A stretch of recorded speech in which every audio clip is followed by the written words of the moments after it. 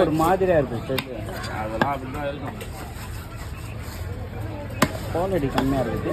குவாலிட்டியும் கம்மி ஆயிடுச்சு, எல்லாமே கம்மியாயிடுச்சு. குவாலிட்டி கம்மியாகல, செல்லுக்கு ஒரு டிஸ்பிளே இது செல்லு டிஸ்பிளே போயிடுச்சு. மாட்டிக்கிறீங்களா? ஆமாம் மாட்டேன். கேமராலாம் வைக்கலாம். என்ன சார் எத்தனை மீன் பார்க்கலாம்? அதான் ஒன்றும் பார்க்கல, முடி போட்டுருக்காரு. வேறு எதனா கீழே பார்த்தியா? வேறு எதுவும் இல்லை.